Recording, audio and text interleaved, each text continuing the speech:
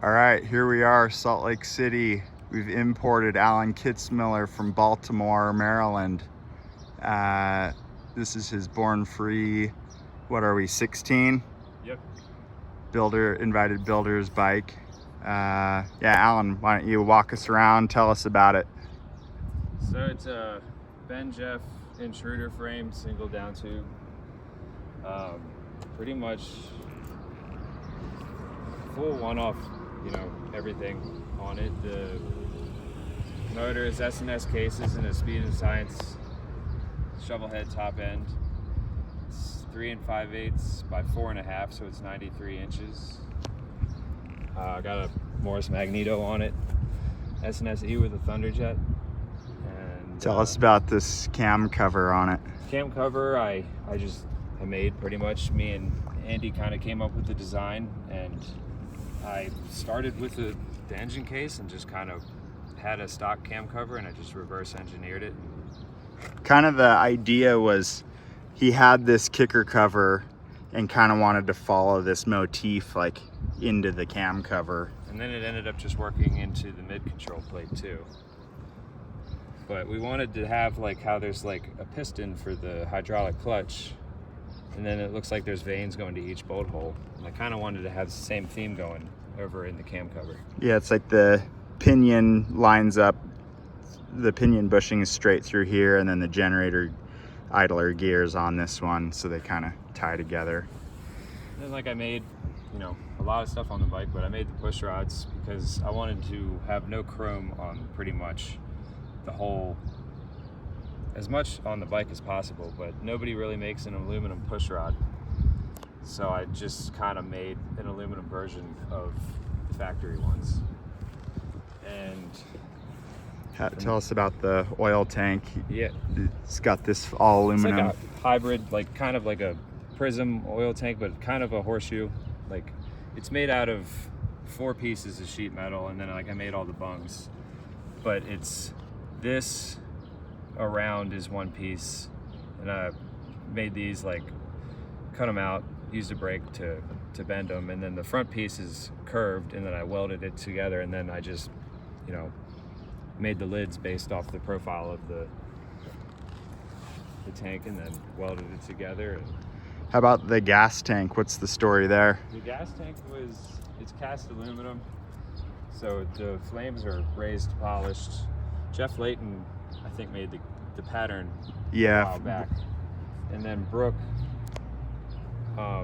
welded it together, and then he ran it a few years ago on an aluminum knucklehead that he built, and I always liked it, even when it was just 2 halves sitting in the shop, and I would come out here and visit, and he posted it for sale one day, and I was like, man, I have to have that.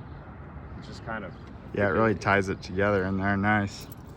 And then like I made the trees. They're Andy's design, but they're 35 millimeter. And I was trying to figure out how I was gonna do the manifold for the dual disc, and I was trying to incorporate, like, I was gonna make one, and I was gonna have it like bolt to the bottom, but then I was like, I can probably just like machine it into the bottom. And then I was like, why don't I just see if I can make it a part of the actual, like turn the bottom tree into a manifold, and it all kind of just worked out to where, yeah, so this crosses over from side to side, right and then in front of the headlight bolt right there. They basically go there to there, and then yeah, it comes down to those two, which brings to a wheel that I made the rotors and the hub for. Yeah, if you notice, it's kind of like sort of like Sportster style hub, but it's ribbed and it's custom fit to the width of the trees. The trees are, it's a 35 millimeter front end, but they're the width of a 39, which is 5/8 of an inch wider. And then, so like I was having trouble finding a hub that would work, so I ended up just making one. And I kind of wanted it to look like the cylinders, so it's got little fins down in there too. Yeah, let's get it from this side. Yeah, there you go. You can kind of see that way. And kind of working our way back, it's an alternator generator engine. I'm not running the generator, so I made this oil filter mount to mount an oil filter. And then since I'm using the alternator side, I made this mid-control plate based off of, an inner primary, but it's got this little coffin shape over here that holds the, and this is a Sportster brake pedal that I just cut the tab off of and then welded up a bunch and then made this little peg to kind of match the brake pedal that I'm using on the other side. One of my favorite details is this. So this is like the Baker 6-speed shifter arm, and he made the mid control shift arm match that same kind of I-beam profile. T-beam, I guess it maybe would be. Yeah, it's like a kind of like a T-beam. And then this is the feed line, or the return line. Comes up over to this side just because I kind of ran out of room to put both of them, and I actually really like how splitting. Yeah, I like how like symmetrical it is coming down there. Nice and tucked in there.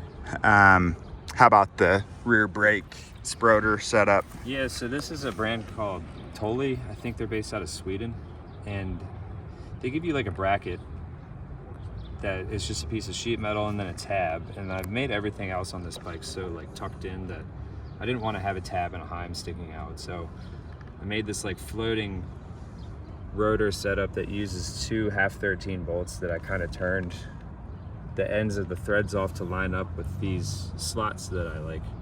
So I made this whole piece. It's like one big hanger, and it's got all the spacing built into it so that this can still slide forward and back with the axle.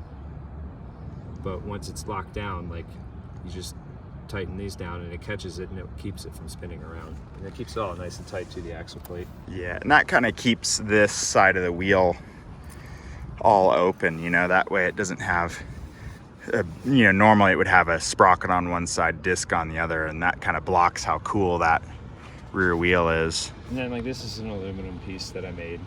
I used to work in a sheet metal shop, so I kind of learned how to do all of that. And then this is Sandy's taillight. Andy, great job. This is a fender mount that I made that kind of just ties in with all of the vanes or whatever you'd want to call them. It actually uses the two rear mounts for the transmission plate. Yeah, and then let's get that capacitor down there. That thing's cool. Oh, yeah, I made a little bracket to hold the capacitor. So yeah, that clamps around the frame there and holds the capacitor since it's not running a battery. And then this mid control plate that I made has like a little master cylinder that's bolted to the back side of it, nice and tucked away. And then I made this little manifold here so I could have a switch because it sits really tight to the transmission. And like the brake, I didn't have a way to like retain the pedal, so I just drilled and tapped the stud or boss or whatever you call it that the brake pedal sits off of, and then it just pivots. This is just a 1032 bolt I threaded in there, and okay, so it's just like the stop kind of. Put a slot in the pedal itself, so when it comes up that it can't fall out and hang down. That's cool.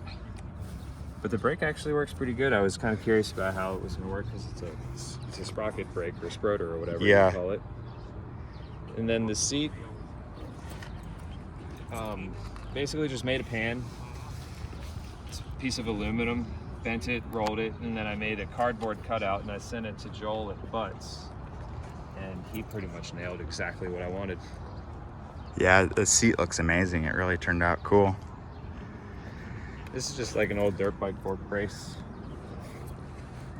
Don't really like the flat stock ones. They look, I don't know, they look cool, but I think this has like a little bit more of an organic shape to it. Yeah, I feel like it like complements the. Didn't want to like lean too far into like the hard billet edges everywhere, so. Yeah. Yeah, I feel like the tank is a nice offset.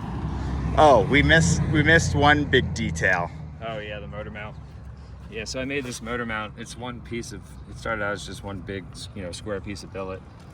I like made these pieces on the lathe, and then I made all of this one and welded it all together, and I just realized that it wasn't gonna look very good compared to everything else. So I used that as a template to just like reverse engineer basically. Yeah, so this is all 5-axis machined through here to get these radiuses and get it all blended, you know, that's pretty much off the machine like that, right? Yeah, Just with all I a did quick was polish, just, you know? All I did was just hit it on the wheel. I didn't sand it or anything. You can see a couple like little imperfections, but Yeah, looks good from here. yeah, they kind of make it a little bit. And then Alan made all these brackets to hold the wiring nice and tidy, but still be accessible, you know, like sometimes when that's all run through the inside of the frame, maintenance on it is really hard to keep up with. And then this is I think that this is an electric start kit that I basically just had them get rid of all like the inner backing plate. And yeah, normally this would have like a big starter ring gear on it, right? yeah, so I just turned it off level with the belt and then polished it all up. But it's a little narrower than the ones that they normally have, because normally the belt is here and then the plates are outside of the belt. And there's like the big hub, but this one, it's way more compact. Yeah, it looks so tidy. And it's really quiet. Like it's called their quiet clutch, I guess. It's a BDL piece. Hell yeah. That's pretty much it. I mean, it looks really good. Hell yeah. You got anything else you want to say or put out there? Thanks to Andy and Pat and Hams and my dad for all the help. Zippers helped me get the motor together, and yeah, so a long 8 months, but me and my buddy Pat, he painted the frame and the fender and the fork brace, and we handled all the polishing for the most part. Nick's blasting and polishing in New York polished the motor, and then it kind of ran out of time, so we learned to polish over the last few weeks, and I think it all came out pretty good. Hell yeah. Awesome. Well, yeah, thanks for showing us around and letting us scope this thing out. Full disclosure, I just rode it around the block and the thing rips. It's definitely hauls ass. Well, yeah, hell yeah, we'll see you in California. Check it out.